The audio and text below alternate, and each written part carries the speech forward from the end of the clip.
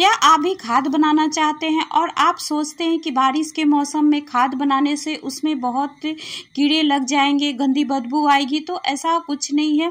बहुत ही आसानी से आप खाद बना सकते हैं। मेरे तरीके के अनुसार जब आप खाद बनाएंगे तो एक शानदार खाद आपको मिलेगा। देखिए, मैंने ग्रो बैग में अरबी को उगाया था, उसमें किचन वेस्ट डाला था और यहाँ पे इस तरीके से जब मैंने हटाया तो खाद के रूप में मिट्टी मिली है। मैंने नारियल के छिलके को डाला था तो इस तरीके से देखिए 10% तक नारियल के छिलके बचे हैं और बाकी के मिट्टी खाद के रूप में तैयार हो चुकी है। तो इस तरीके से आप भी खाद जब बनाएंगे तो आपको भी बहुत ही अच्छी क्वालिटी का एक वर्मी कंपोस्ट या किचन वेस्ट जैसे भी आपको खाद चाहिए वो मिलेगा। तो ये तो ग्रो बैग का था जो रिजल्ट मैंने दिखाया है। और यहाँ पे देखिए टाइल्स का एक डब्बा है, उसमें मैंने खाद बनाया था जो कि अब पूरी तरीके से खाद बनकर नीचे की ओर चली गई है। तो इसका भी रिजल्ट मैं आप लोग के साथ दिखा रही हूँ कि कितनी अच्छी यहाँ पे मिट्टी बनी हुई है। तो इस तरीके से जब आप भी मिट्टी बनाते रहेंगे तो आपको भी बार बार खाद खरीदने की ज़रूरत नहीं पड़ेगी और आपके पौधे की भी ग्रोथ बहुत ही अच्छी होगी और धीरे धीरे आपके गमले की मिट्टी की क्वालिटी भी सुधरती चली जाएगी।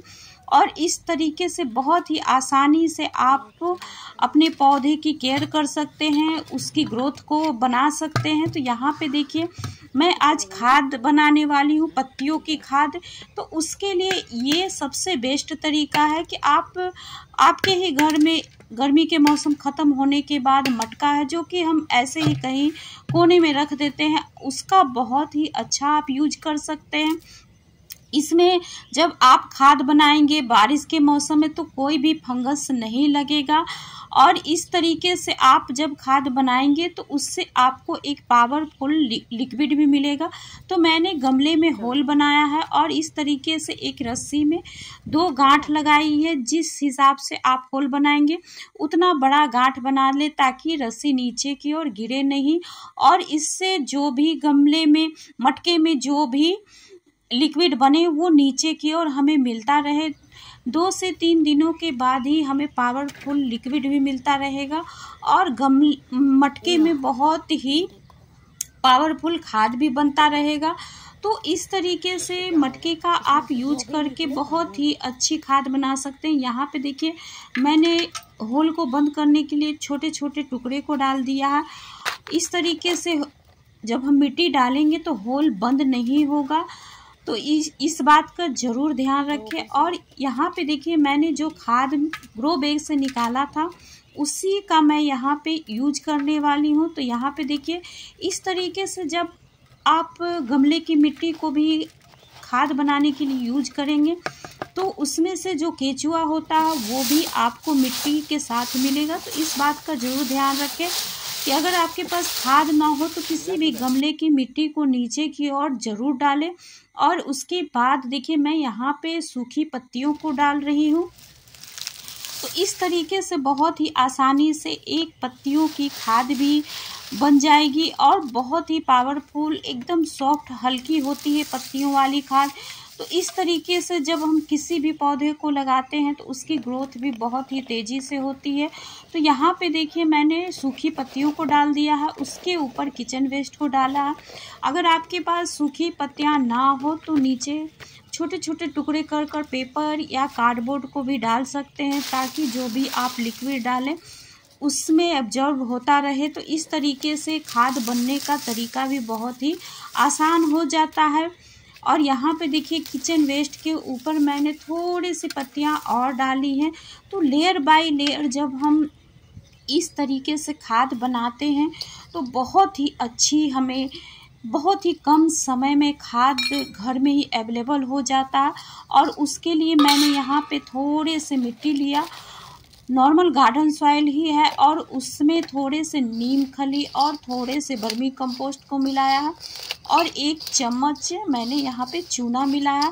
तो इस तरीके से जब आप खाद बनाएंगे तो आपको आपकी खाद में हर पोषक तत्व मिलेंगे। चूना भी है, वर्मी कंपोस्ट भी है और धीरे धीरे आपका खाद भी बहुत ही पावरफुल बनता चला जाएगा। इस तरीके से जब हम लेयर बाय लेयर मिट्टी डालेंगे, पत्तियां डालेंगे, तो इस तरीके से आप ज़रूर खाद बनाएं।